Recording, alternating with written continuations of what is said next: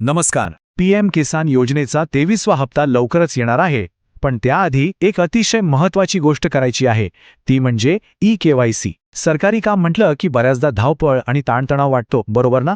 पण तसं अजिबात नाहीये. आजच्या या विश्लेषणामध्ये आपण पाहणार आहोत की ही अनिवार्य ई-केवायसी अगदी साध्या सोप्या पद्धतीने घर बसल्या कशी पूर्ण करता येते. अवघ्या 2 मिनिटांचं काम आहे आणि हेच आपण अगदी टप्प्याटप्प्याने समजून घेणार आहोत. तर आजच्या या सत्रात आपण काय काय पाहणार आहोत? ई-केवायसी का महत्त्वाची आहे? 30 जून 2026 ची मुदत, त्यासाठी कोणती 2 मोबाईल ॲप्स लागतील? प्रत्यक्ष ई-केवायसीची सोपी प्रक्रिया आणि शेवटी आपला पुढचा हप्ता कधी मिळेल? चला तर मग थेट सुरुवात करूया. भाग 1. ई-केवायसी का महत्त्वाची आहे आणि थकीत हप्ते कसे टाळता येतील? आता पहा, भूतकाळात अनेकांची खूप मोठी अडचण झाली होती. फार्मर आयडी नसणं किंवा केवायसी अपूर्ण असणं, यामुळे मोठ्या प्रमाणावर लाभार्थ्यांना त्यांचा 21वा आणि 22वा हप्ता मिळालाच नाही. पण आता भूतकाळात अडकून राहायचं नाही.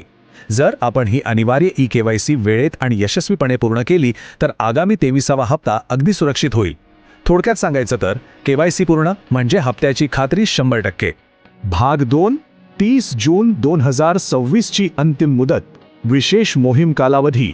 ही तारीख लक्षात ठेवणं अत्यंत गरजेचं आहे. ज्यांचे हफ्ते अडकले आहेत किंवा केवायसी अजूनही बाकी आहेत त्यांच्यासाठी सरकारने 21 मे 2026 ला एक विशेष मोहीम हाती घेतली आहे आणि याची अंतिम मुदत आहे 30 जून 2026. अगदी कडक मुदत आहे ही.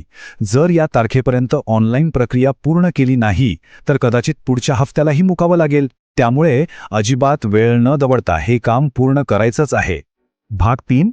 2 आवश्यक मोबाईल ॲप्स. केवळ 2 मिनिटांच्या प्रक्रियेसाठी? आता अनेकांना वाटेल की बाप रे, यासाठी परत CSC सेंटरवर जाऊन रांगेत उभं राहावं लागणार. पण थांबा, आपल्याकडे स्मार्टफोन आहे ना, मग घर बसल्या हे काम सहज होऊ शकतं. फक्त त्यासाठी 2 ॲप्स डाउनलोड करणं अत्यंत आवश्यक आहे. पहिलं आहे पीएम किसान ॲप आणि दुसरं फेस आधार RD ॲप. ही 2 ॲप्स मोबाईलमध्ये असल्याशिवाय पुढची गाडी हलणारच नाही. त्यामुळे प्रक्रियेला सुरुवात करण्यापूर्वी हे इन्स्टॉल करणं मस्ट आहे. भाग 4. सोपी ई-केवायसी प्रक्रिया, step by step mobile tutorial. चला आता प्रत्यक्ष प्रक्रिया समजून घेऊया. ॲप डाउनलोड झाल्यावर पीएम किसान ॲप ओपन करायचं आणि त्याला लोकेशनसारख्या आवश्यक परवानग्या द्यायच्या. आता इथे एक अत्यंत महत्त्वाची स्टेप आहे. स्क्रीनवर एक प्रायव्हसी पॉलिसी दिसेल, ती पूर्णपणे वाचायची आहे आणि अगदी खालीपर्यंत स्क्रोल करायची आहे. ते पूर्ण झाल्यानंतरच उजवीकडे वर असलेल्या नेक्स्ट म्हणजे पुढे जाण्याच्या पर्यायावर क्लिक करायचं. त्यानंतर आपल्याला हवी असलेली भाषा जसे की हिंदी किंवा इंग्रजी निवडायची आणि सबमिट करायचं. आणि हो, इथे एक मोठी चूक होऊ शकते, त्यामुळे विशेष लक्ष द्या. अनेक जण ही पॉलिसी न वाचता थेट नेक्स्ट बटनावर क्लिक करण्याची घाई करतात. पण इथे स्पष्ट इशारा दिला आहे, जर ती पॉलिसी खालीपर्यंत स्क्रोल करून वाचली नाही तर ॲप लगेच एरर दाखवतं आणि सगळी प्रक्रिया तिथेच थांबते. त्यामुळे ती पॉलिसी पूर्णपणे स्क्रोल करणं हे अगदी सक्तीचं आहे. भाषा निवडल्यानंतर आपल्यासमोर लॉग इन स्क्रीन येईल. इथे अपडेट मोबाईल नंबर असाही एक पर्याय दिसेल, पण तिकडे लक्ष न देता थेट लॉग इन या पर्यायावर क्लिक करायचं. त्यानंतर बेनिफिशरी म्हणजे लाभार्थी हा पर्याय निवडायचा. आता पुढे जाण्यासाठी 2 सोपे मार्ग आहेत. एकतर MS ने सुरू होणारा रजिस्ट्रेशन ID टाकायचा किंवा तो माहीत नसेल तर सरळ नेहमीचा आधार नंबर टाकायचा आणि पुढे जायचं.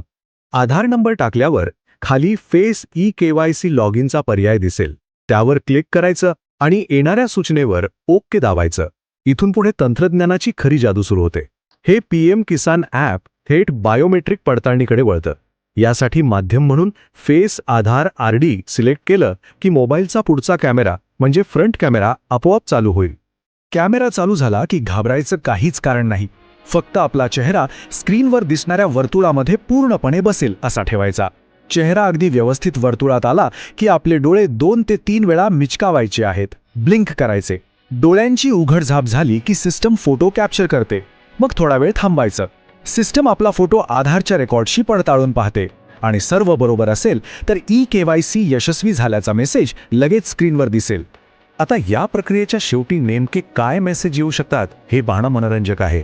सगळं सुरळीत झालं तर सक्सेसफुली सबमिटेड असा छान मेसेज येईल. जर ती व्यक्ती पात्र नसेल तर नो रेकॉर्ड फाउंड असं दिसेल. जर ही प्रक्रिया आधीच करून ठेवली असेल तर ऑलरेडी डन असा मेसेज येईल. आणि समजा काही तांत्रिक अडचणीमुळे मोबाईलवर हे जमलंच नाही, तरीही चिंता नाही. आपल्या जवळच्या CSC किंवा CSC सेंटरवर जाऊन हे काम पूर्ण करण्याचा पर्याय कायम खुला आहेच. भाग 5. पुढील हप्ता कधी मिळणार? लाभाचे वितरण. 30 जूनची मुदत संपली की ही विशेष मोहीम पूर्ण होईल. त्यानंतर सर्व पात्र लाभार्थ्यांची यादी अंतिम केली जाईल आणि मग PM किसानचा 23वा हप्ता वितरित केला जाईल. सध्याच्या माहितीनुसार हा 23वा हप्ता जुलै महिन्यामध्ये वितरित होण्याची दाट शक्यता आहे. थोडक्यात काय, तर जून अखेरीस EKYC पूर्ण केली की जुलैमध्ये हप्ता थेट खात्यात जमा होणार. तर आता विचार करण्याची वेळ आली आहे. 30 जूनच्या आत आपला 23वा हप्ता सुरक्षित करण्यासाठी PM किसान आणि फेस आधार RD ही दोन्ही ॲप्स डाउनलोड केली आहेत का?